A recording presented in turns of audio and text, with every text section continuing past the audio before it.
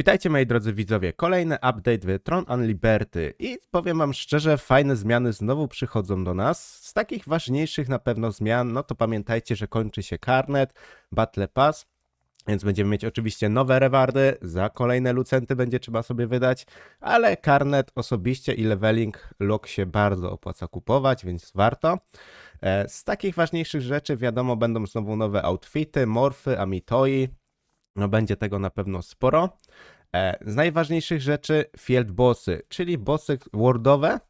Ważne jest to, że zwiększa się jakby szybkość skalowania tych portali, żeby więcej tych portali też się pojawiło i więcej osób miało szansę otrzymać jakiś fajny rewardzik.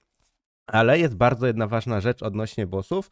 Zostanie dodana epicka skrzynia za sam udział, więc pamiętajcie, że wcześniej, no szczerze powiedziawszy, większość osób nic nie dostawała. Ja osobiście jeszcze nic nie dostałem z worldowych bossów. I będziemy mogli sobie wybrać jakiś, mieć szansę bardziej na drop itemu z tego bossa, którego gdzieś tam bijemy, więc jeśli bijemy na przykład Morokai, to będziemy mieć szansę wydropić na przykład jego Great Sworda, więc to jest fajne, że za sam udział już coś mamy większą szansę po prostu dostać. Naprawiony został też oczywiście Dead Abyss, jeśli chodzi o grawitację, którą było można wykorzystać, żeby bossa zabić, no i boss ginął po prostu w minutę. Poprawiony został też tutaj kombat. Jeśli chodzi o kombata, no to z takich ważniejszych rzeczy chodzi o po prostu wskaźnik kontroli odporności tłumu, czyli po prostu o stuna, który działał tak, że teraz będziemy atakowani, będzie się szybciej ten pasek wypełniał, jeśli będziemy atakowani wieloma efektami tłumu. Na tej zasadzie gdzieś to tam działa. Jeśli chodzi o adwenturę, kodeks został zwiększony exp, które będziemy dostawać za wykonywanie tych zadań. Jeśli chodzi jeszcze o Event Dungeon, bo tutaj też zostało poruszone, chodzi o aktywne rekrutacje drużyn w kolejkach matchingu. Z takich najważniejszych rzeczy chodzi o to, że teraz będą automatycznie anulowane, ale będą jakby dalej sobie tam leciało w rekrutacji, bo problem był też taki, że jeśli mieliśmy matchmatching, nie wiem czy z tego korzystaliście, ale polecam oczywiście korzystać z matchmatchingu randomowego, bo otrzymujecie dodatkową skrzyneczkę z tokenem z bossa. Plus macie szansę na wylosowanie tego tokena Salvation, chyba jak dobrze pamiętam się nazywał, że możecie sobie skrafcić po prostu item, więc warto z tego korzystać. Ja osobiście niedawno zacząłem z tego korzystać, bo nie wiedziałem, że w ogóle coś dodatkowo za to jest i też większe obrażenia macie na bossie, więc naprawdę warto. Jeśli chodzi o kolejne tutaj rzeczy, mamy też elementy w ekwipunku. Mamy taki dodatkowy podgląd na przykład maksymalnych statystyk itemu, które posiadacie, więc to jest spoko, nie trzeba gdzieś tam googlować, jakie statystyki będzie miał dany item. No, zaoszczędzenie czasu, a z drugiej strony fajnie można sobie szybciej coś poprzeliczać, więc jak dla mnie to jest zdecydowany plus.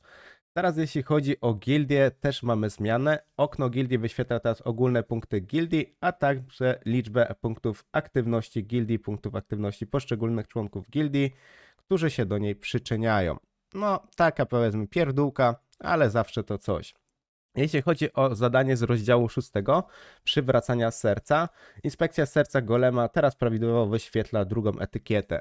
Ja osobiście nie miałem tego problemu, nie wiem czy to po prostu było tak, że ktoś inny miał faktycznie z tym problem, chyba że miałem jakiegoś farta.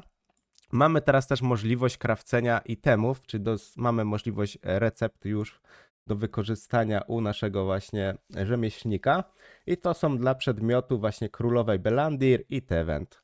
Więc już możecie sobie krawcić, najdroższe itemy chyba chwilowo na serwerze, więc spoko.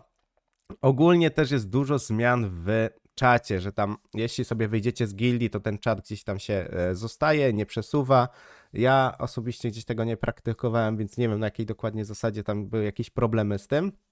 Ogólnie jest bardzo dużo też poprawek, jeśli chodzi do konsolowców. Nawet mamy tutaj wyszczególnione, że teraz dla konsolowców jest o wiele wygodniej poruszać się po prostu po różnych rzeczach. Z jednej strony dobrze, bo z tego co słyszałem, no konsolowcy bardzo narzekali na sterowanie, więc mam nadzieję, że tutaj zostało im to dosyć dobrze poprawione.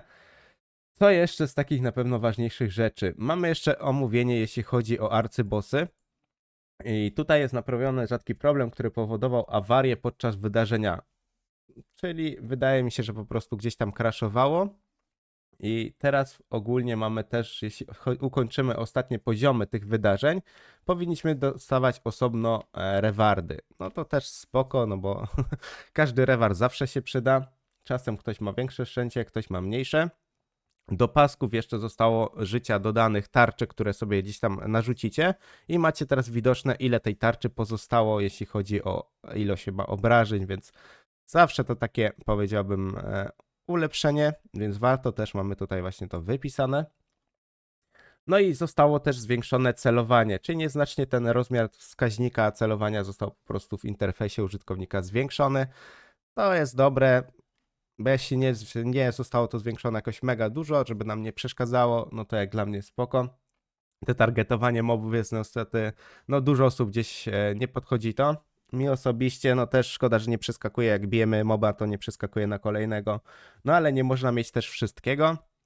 Z takich najważniejszych rzeczy to możemy po prostu crafcić nowe itemy. Z field bossów będą dodatkowe skrzyneczki. No i wydaje mi się, że to są takie najważniejsze rzeczy. Na pewno poprawione gdzieś tam jakieś pierdółki odnośnie kombata, odnośnie czatu, no jakieś tam questyki. No i w sumie to by było tak naprawdę tyle. Dzięki za oglądanie i do następnego. Cześć, cześć, cześć!